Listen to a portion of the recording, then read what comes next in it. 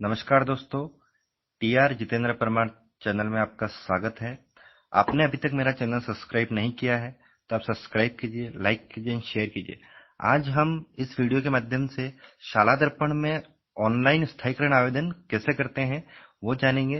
तो दोस्तों, आज हम बात करने जा रहे हैं जिन साथियों ने 2 वर्ष का परीक्षा काल पूर्ण कर लिया है या आगामी दिनों में आपका परीक्षा काल पूर्ण होने वाला है, उनको शाला दर्पण से स्थायीकरण आवेदन किस प्रकार करना है। तो जिन साथियों का परीक्षा काल पूर्ण होने वाला है आगामी दिनों में, उनको मेरी तरफ से अग्रिम शुभकामनाएं।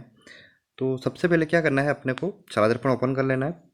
शाला दर्पण पे अपन जैसे ही जाएंगे यहाँ गूगल में सर्च करके, तो अपने को यहाँ पे आप स्टाफ लॉगिन का ऑप्शन जो शो कर रहा है, तो अपने को स्टाफ लॉगिन पर ओके कर देना है। जैसे हम स्टाफ लॉगिन पर ओके करेंगे, अपने को ये स्टाफ विंडो वाला जो पेज है वो ओपन हो जाता है। अपने को यूज़र नेम में आपकी जो भी NIC ID है वो टाइप कर देनी है और यहाँ पर कैप्चा डाल देना है।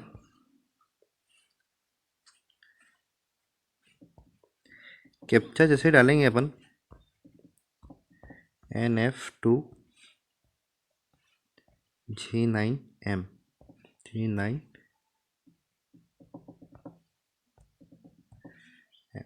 M कैपिटल है तो अपन कैपिटल डालेंगे। उसके बाद अपने को लॉगिन पे ओके कर देना है। जैसे लॉगिन पे ओके करेंगे तो अपना जो ये स्टाफ विंडो वाला जो ID का पेज है वो ओपन हो जाता है। तो अपने को क्या करना है, 3 लाइन जो शो कर रही है यहाँ पर, ये उस पर अपने को ओके करना है। इस पर जैसे ही ओके करेंगे अपन, तो यहाँ पे एक फॉर्म का ऑप्शन शो कर रहा है। ये फॉर्म पर अपन ओके करेंगे।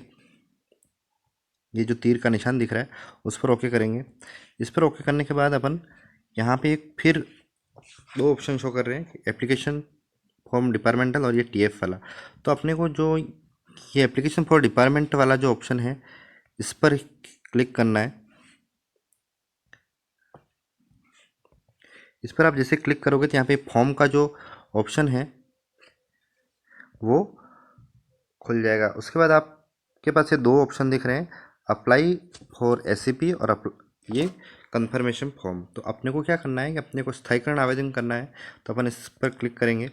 इस पर जैसे ही क्लिक करेंगे तो यहाँ पे लिखा हुआ है click here for direction for regarding fixation. तो आपको जो आप फॉर्म भरोगे उसकी जो गाइडलाइन है पूरी, आपके जो इसमें एक एक पॉइंट दे रखा है कि आपको कैसे अप्लाई करना है, वो सारी चीज़ें इसमें आप इसको डाउनलोड करके एक बार पढ़ सकते हो। इसके बाद यहाँ पे लिखा है प्रमोशनल ट्रेनिंग के स्थायीकरण हेतु आवेदन। तो यहाँ पे लिखा है प्रमोशनल ट्रेनिंग के स्थायीकरण हेतु आवेदन। तो फर्स्ट जो पॉइंट है वो अपना कार्मिक का नाम आएगा। सेकंड है वो अपना मूल पद है। इसके बाद एम्प्लॉय ID और विषय नाम। अगर यहाँ पे कुछ भी करेक्शन हो तो आप अपने शाला दर्पण पर प्रपत्र 10 में एडिट करके उसके बाद आप यहाँ पर स्थायीकरण का फॉर्म भरेंगे। तो आपका जो तीसरा पॉइंट आ रहा है वो है नियुक्त अधिकारी का चयन। आपका नियुक्त अधिकारी कौन है, मतलब आपकी जो ज्वाइनिंग आदेश है उसमें किसके ऑर्डर है वो। तो निदेशक माध्यमिक शिक्षा पहला पॉइंट है। तो जो भी साथी फर्स्ट ग्रेड के हैं उनको यहाँ पे निदेशक माध्यमिक शिक्षा सेलेक्ट करना है। और जिन साथी जो भी साथी मतलब सेकंड ग्रेड है उनको संयुक्त निदेशक माध्यमिक शिक्षा करना है। उसके बाद 2 ऑप्शन और दे रखे हैं, जिला शिक्षा अधिकारी माध्यमिक और जिला शिक्षा अधिकारी प्रारंभिक। तो 2018 में रीट के बहुत सारे साथी ऐसे हैं जो सीनियर और सेकेंडरी स्कूल में पदस्थापन है उनका, तो उनको माध्यमिक शिक्षा करना है। और जो UPS PS में है उनको प्रारंभिक शिक्षा करना है। तो जो साथी UPS में है इनको प्रारंभिक करना है और माध्यमिक में उनको माध्यमिक करना है। तो यहाँ पर आप सेलेक्ट कर लेंगे अपन। उसके बाद यहाँ पे चौथा पॉइंट है वो जिला सेलेक्ट करने का है। तो अपन आपका जो भी जिला है वो आप यहाँ पे क्लिक कर देंगे। इसके बाद यहाँ पे मेरिट नंबर दे रखा है 5वां, तो आपकी जो मेरिट नंबर है वो यहाँ शो करेगा। उसके बाद यदि आपका परीक्षा परिणाम रिवाइज हुआ है तो आपको हाँ करना है, अन्यथा नहीं करना है। रीट 2018 और का परिणाम रिवाइज नहीं हुआ था, इसलिए आपको नहीं ही करना है। और सेकंड ग्रेड वालों का भी परिणाम रिवाइज नहीं हुआ है। इसके बाद है वर्ग चयन करना है। तो आप जो भी आपका वर्ग है जनरल ST SC OBC का, तो वो आपको यहाँ पे सेलेक्ट कर लेना है। इसके बाद आपका पिता का नाम आएगा। इसके बाद आपकी जन्म दिनांक, मोबाइल नंबर और आपका यहाँ पे 10वां पॉइंट है वो वर्तमान पद पर कार्यग्रहण की तिथि, मतलब आपने कब स्कूल में ज्वाइनिंग दी है वो डेट यहाँ पर ऑटोमेटिक आ जाएगी। यदि ऑटोमेटिक नहीं आ रही है तो आपको सबसे पहले क्या करना है, प्रपत्र 10 में एडिट करना है, उसमें अपडेट करने के बाद ही यहाँ पर शो करेगा। 10B जो पॉइंट है यहाँ पर जो, तो वो लिखा है कि आपका जो समय है वो ज्वाइनिंग का वो क्या है, तो मध्यम पूर्व है तो पूर्व करना है और पश्चात है तो पश्चात करना है, तो ये सेलेक्ट कर लेंगे। अब पॉइंट नंबर 11 पे आ जाते हैं, अनवरत कार्यरत हैं या नहीं। तो सीधी सी बात है, आप अनवरत कार्यरत है तो ही कंफर्मेशन फॉर्म भर रहे हैं, तो यहाँ पर आपको हाँ करना है। इसके बाद है पॉइंट नंबर 12। पॉइंट नंबर 12 में लिखा है नियुक्ति आदेश क्रमांक और दिनांक, तो यहाँ मेरे शो नहीं कर रहा है। तो जिन भी साथियों के ये शो नहीं कर रहा है उनको अपने पीओ लॉगिन से ज्वाइनिंग रिपोर्ट में ये आदेश क्रमांक और दिनांक अपडेट कर लेनी है, तो वो यहाँ पर अपडेट हो जाएगा। एक बार और कि आपको पीओ लॉगिन में ज्वाइनिंग रिपोर्ट में आपको ये आदेश क्रमांक और दिनांक अपडेट करवानी है, ये स्कूल लॉगिन से नहीं होगा, ये पीईओ लॉगिन से ही अपडेट होगा। इसके बाद है पद पर स्थायीकरण की प्रस्तावित तिथि, मतलब आप जैसे कि आपकी ज्वाइनिंग 1 अक्टूबर 2018 को हुई है, तो आपकी जो प्रस्तावित तिथि है वो क्या होगी, 1 अक्टूबर 2020। यदि आपकी ज्वाइनिंग है वो 4 अक्टूबर को हुई है तो आपकी जो प्रस्तावित तिथि है स्थायीकरण की वो होगी 4 अक्टूबर 2020, जस्ट 2 साल बाद। तो यहाँ पे आपको डेट फॉर्मेट डाल देना है जो भी हो आपके, जैसे कि मैं यहाँ पे आप एक और बात ध्यान देने वाली है कि यहाँ जो फॉर्मेट है वो आपका जिस दिन स्थायीकरण होगा 2 साल पूरे होंगे तभी ये डेट बताएगा। जैसे कि अगर आपका स्थायीकरण 1 तारीख को कंप्लीट हो रहा है तो वो 1 तारीख अभी यहाँ शो नहीं कर रहा है क्योंकि 1 तारीख आनी बाकी है, तो ये 1 तारीख को हुई यहाँ पे डेट आएगी। तो आपको जो अपना फॉर्म है वो स्थायीकरण भरने के लिए आपको 1 तारीख का वेट करना होगा, या फिर आपके जब भी 2 साल कंप्लीट हो रहे हैं तब तक वेट करना होगा, उससे पहले आप अपडेट नहीं कर सकते हैं ये। तो हम जैसे एक सैंपल के रूप में ले लेते हैं यहाँ पे कि एक डेट भर देते हैं, जैसे कि मेरा स्थायीकरण है वो यहाँ पे अपन डेट डाल देंगे और मंथ सेलेक्ट करेंगे, और आपका जब भी परीक्षा काल पूर्ण हो रहा है वो डेट ही यहाँ पर डालनी है। तो यहाँ पे डेट आ गई। इसके बाद है यहाँ पे 14 पॉइंट है, संबंधित कक्षा का 2 वर्षों का परीक्षा परिणाम आपको डालना है। तो यहाँ पे क्रम संख्या 17 अपन सेलेक्ट कर लेंगे। तो सीधी सी बात है, आपने जब ज्वाइनिंग दी है उससे लगाकर आपके 2 वर्ष जब पूर्ण हो रहे हैं उसमें 2 सत्र होंगे, तो उन 2 सत्रों का परीक्षा परिणाम आपको यहाँ पर अपडेट रखना है। तो सबसे पहले अपन 2018-19 का सेलेक्ट कर लेंगे। इसके बाद अपन कक्षा सेलेक्ट करेंगे, यदि आप जो जो कक्षा पढ़ा रहे हैं वो यहाँ पर सेलेक्ट करना है। यदि आप 8th क्लास में हैं तो 8th सेलेक्ट करना है। विषय सब्जेक्ट आपका जो विषय है वो सेलेक्ट कर लेना है। यहाँ पे अगर आप मैथ पढ़ा रहे हो 8th क्लास में तो आप मैथ लिखिए। अब छात्र संख्या, जितनी छात्र संख्या है उतनी आपको यहाँ पे टाइप कर देना है और फिर आगे बढ़ जाना। तो यहाँ परीक्षा परिणाम, तो परीक्षा परिणाम आपका जो रहा हो उस सत्र का, तो वो आपको यहाँ पे टाइप करके क्या करना है, सेव पे क्लिक कर देना है। आप जैसे सेव पे क्लिक करोगे तो एक पॉपअप खुलेगा कि प्रविष्टि को सफलतापूर्वक सेव कर दिया गया है, उस पर अपन ओके करेंगे। अब अपन ने एक सत्र का परीक्षा परिणाम अपलोड कर लिया है। अब दूसरे सत्र का अपना जो परीक्षा परिणाम है वो सेलेक्ट करेंगे अपन। यहाँ पे आपकी कक्षा सेलेक्ट करेंगे। यदि आप सेकंड ग्रेड हो तो आपको 10वीं कक्षा सेलेक्ट करनी है। इसके बाद आपका जो भी सब्जेक्ट है, भले आप सेकंड ग्रेड हो तो आप भले ही आप यूपी 8th क्लास में पढ़ा रहे हो, पर वो आपको यहाँ पे नहीं डालना है। आपको सिर्फ 10वीं का ही परीक्षा परिणाम यहाँ पे अपडेट रखना है। इसके बाद आपको विषय सेलेक्ट कर लेना है। जैसे मैथ पहले हो गया है, अब अपन साइंस का देख लेते हैं। जो भी छात्र संख्या पहले कक्षा में डाली थी वो वापस डाल देते हैं यहाँ पे। अगर आप अलग कक्षा में हैं तो अलग अलग छात्र संख्या डाल सकते हैं, जैसे आप 8th और 5 में हैं तो। इसके बाद परीक्षा परिणाम अपने को यहाँ पे अपडेट कर देना है और सेव पे क्लिक करना है। सेव पे जैसे ही क्लिक करोगे आपको प्रविष्टि को सफलतापूर्वक सेव कर दिया गया ये ऑप्शन आ जाएगा।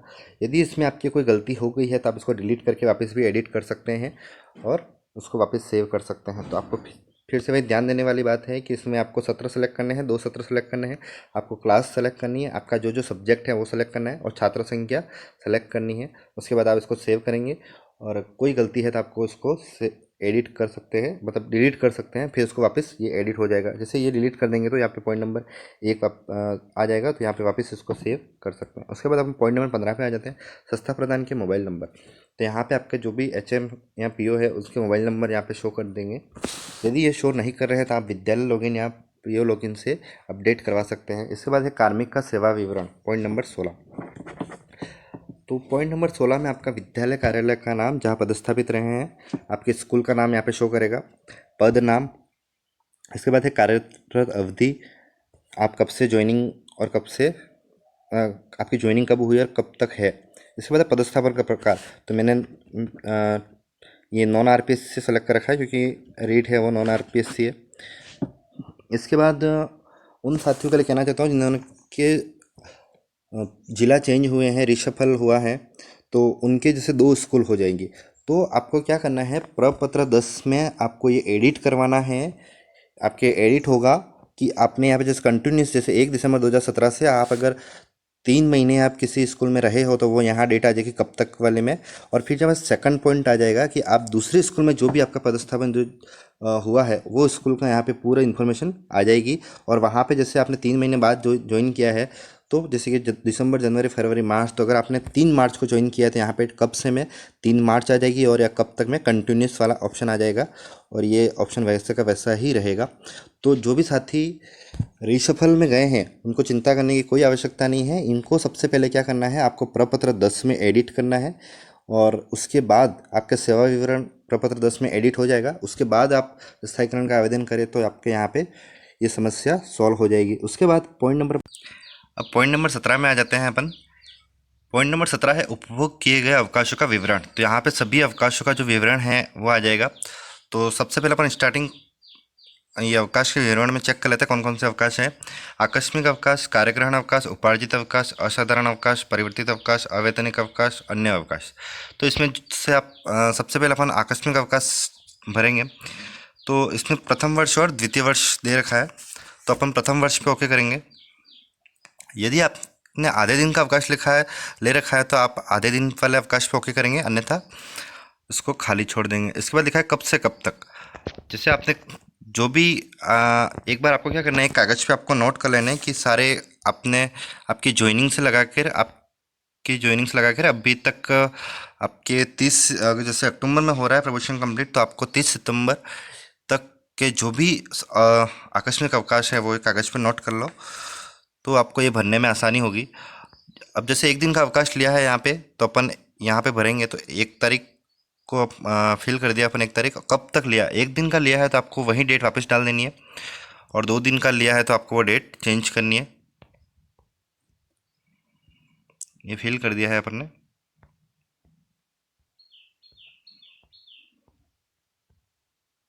तो ये ऑटोमेटिक कुल संख्या में ऑटोमेटिक कितने दिनों का अवकाश वो आ जाएगा।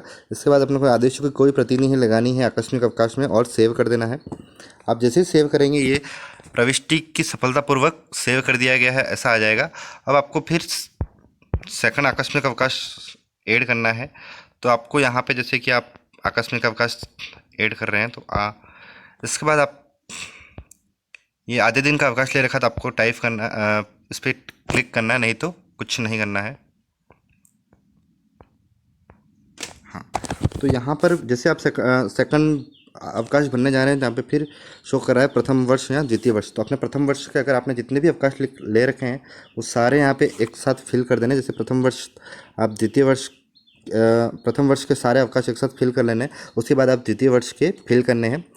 इसके बाद यदि आपने पितृत्व अवकाश ले रखा है तो आप यहाँ पितृत्व अवकाश, जिस अवकाश के तहत आपने वो मतलब जिस अवकाश के तहत आपने जिस ऑर्डर के तहत आपने पितृत्व अवकाश लिया है वो ऑर्डर आपको यहाँ पर अटैच करना है, मतलब अपलोड करना है। जैसे कि मैं आपको यहाँ पे शो करके बता देता हूँ। ये पितृत्व अवकाश पर जैसे अपन क्लिक कर रहे हैं तो ये पितृत्व अवकाश पर जैसे क्लिक करेंगे आपको यहाँ पे डेट कब से लगा के कब तक, जैसे 15 दिन का होता है तो आपको यहाँ पे जो डेट है वो आपको डेट फिल कर देनी है। चूज फाइल में आपको क्या करना है कि जिस ऑर्डर के तहत आप गए हो वो ऑर्डर है वो आपको मोबाइल में उसका PDF बना लेनी है और उसको यहाँ पे अपलोड कर लेना है। अगर आपने शारदा दर्पण से ऑनलाइन पितृत्व अवकाश की एप्लीकेशन दी है तो वो एप्लीकेशन आपको प्रिंट निकलवा के PO के सिग्नेचर करवा के आपको यहाँ पर PDF बना के उसको अपलोड कर देना है। फिर सेव करेंगे अपन तो ये सेव हो जाएगा। इसके बाद आपके जो यहाँ पे अवकाश है वो सारे एक साथ ही आ जाएंगे। आप जैसे कि द्वितीय वर्ष का, मैं जैसे कि यहाँ पे आकस्मिक अवकाश एक द्वितीय वर्ष का भी देख फिल करके बता देता हूँ। जैसे अपन ये अवकाश फिल कर रहे हैं तो यहाँ पर एक ऑप्शन आएगा प्रथम वर्ष और द्वितीय वर्ष, तो आपको द्वितीय वर्ष पे ओके कर देना है। पहले वर्ष के आपको एक साथ भरने, यदि आपने 10 अवकाश ले रखे हैं तो आपको क्रम वाइज 10 भरने हैं, डेट वाइज। फिर आपने जैसे कि मैं द्वितीय वर्ष का ले रहा हूँ एक, तो यहाँ पे फिर वही डेट डाल देता हूँ मैं।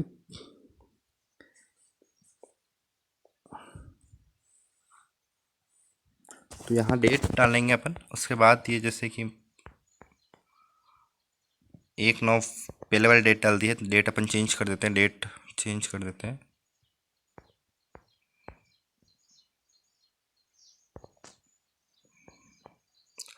यदि आपने 2 दिन का ले रखा है, जैसे मैं 2 दिन का भी बता देता हूँ आपको यहाँ पे कैसे करना है।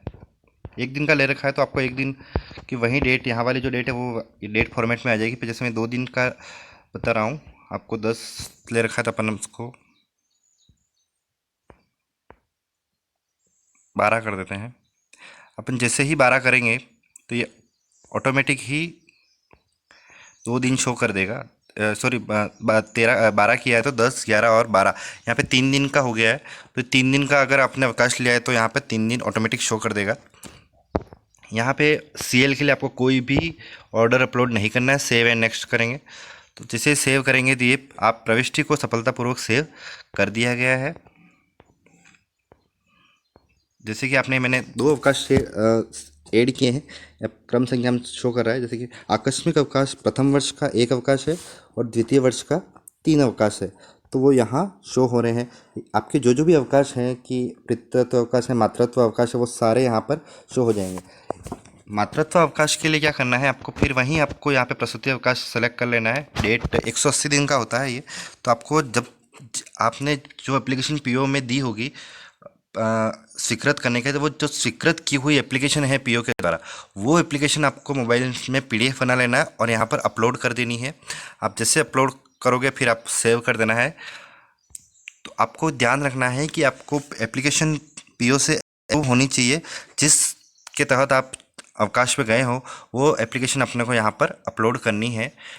तो PO के सिग्नेचर होंगे, PO से वेरीफाई होगी एप्लीकेशन। उसके बाद आप यहाँ पे जैसे कि 180 दिन का है तो आप सेलेक्ट करके सेव कर दोगे तो वो भी आपको यहाँ पे तीसरा नंबर पे शो कर देगा। आपने ये वाला अवकाश है वो इतने दिन का है। अब आकस्मिक अवकाश को कैसे गिनना है, तो आपकी ज्वाइनिंग टू ज्वाइनिंग गिना जाएगा ये, क्योंकि यहाँ पे 17 वाइज कोई नहीं दे रखा है। तो आपको ध्यान रखना है, जैसे कि आपकी ज्वाइनिंग अगर अक्टूबर में हुई है तो 1 अक्टूबर से 1 अक्टूबर 2018 में हुई थी, 1 अक्टूबर 2018 से 1 अक्टूबर 2019 तक पहला प्रथम वर्ष होगा और द्वितीय वर्ष है वो अक्टूबर 2019 से आपके जब तक है 30 सितंबर तक का जो टाइम है वो आपको द्वितीय वर्ष गिना जाएगा। अभी तक कोई नया अपडेट नहीं आया है कि इसको 17 वाइज CL भरी जाए। यदि 17 वाइज CL भरी जाती है तो ये बहुत ही अच्छा होगा, क्योंकि बहुत सारे कार्मिकों की दिक्कत आ रही है कि CL की जो है वो 30 जून तक का इन्होंने मतलब ऑर्डर है विभाग के कि जुलाई टू जून गिनना है।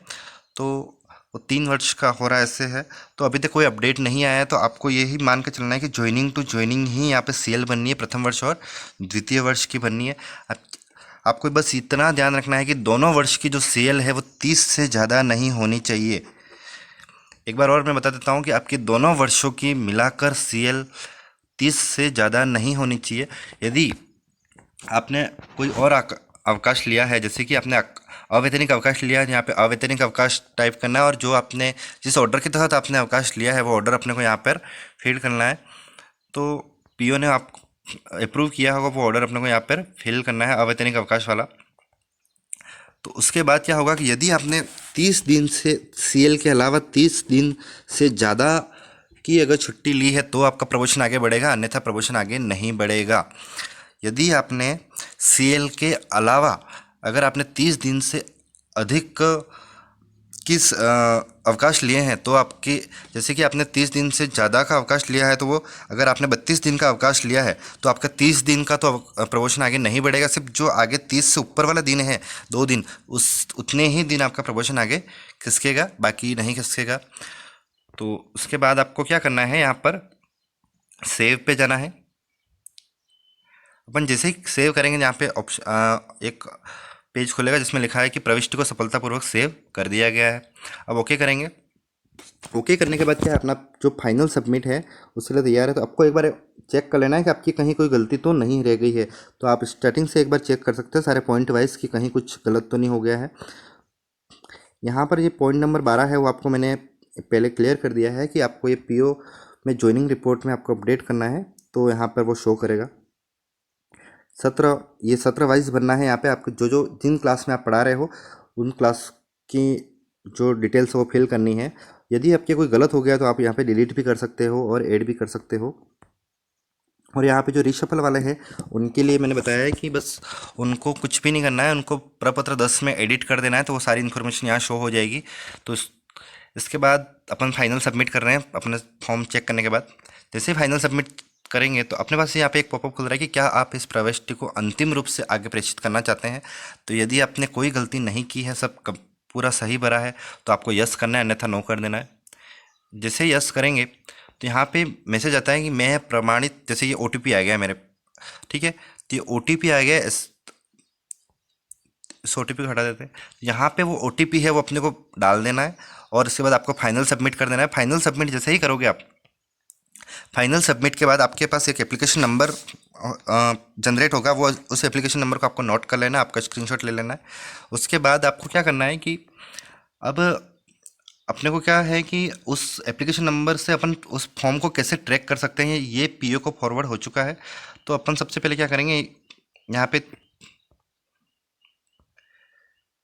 इसको कैंसिल कर देते हैं एक बार। यहाँ पे अपन फॉर्म में जाएंगे। फॉर्म में जाने के बाद अपना एप्लीकेशन फॉर्म में जाएंगे और एप्लीकेशन फॉर्म में जाने के बाद यहाँ फॉर्म पर ओके करेंगे।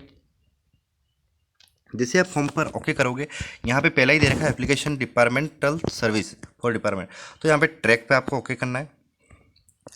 तो ट्रैक पर ओके करोगे तो यहाँ पे लिखा हुआ है फॉर्म, तो आपको यहाँ पर जैसे यहाँ पे 2 ऑप्शन शो करे, एससीपी और कंफर्मेशन फॉर्म। तो अपने स्थायीकरण का फॉर्म भरा था तो अपन कंफर्मेशन फॉर्म पर ओके करेंगे, गो पर जाएंगे।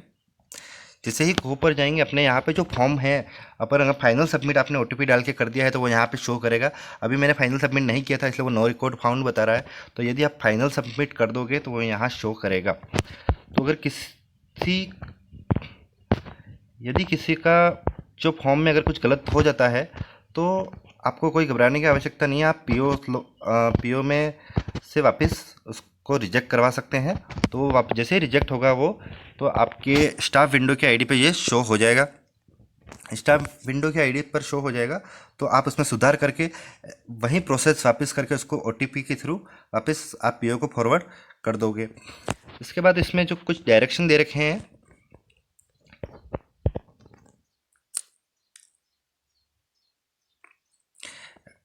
जो डायरेक्शन दे रखे हैं उसको आपको अच्छे से एक बार रीड कर लेना है ताकि आपको भरते टाइम कोई भी असुविधा नहीं हो।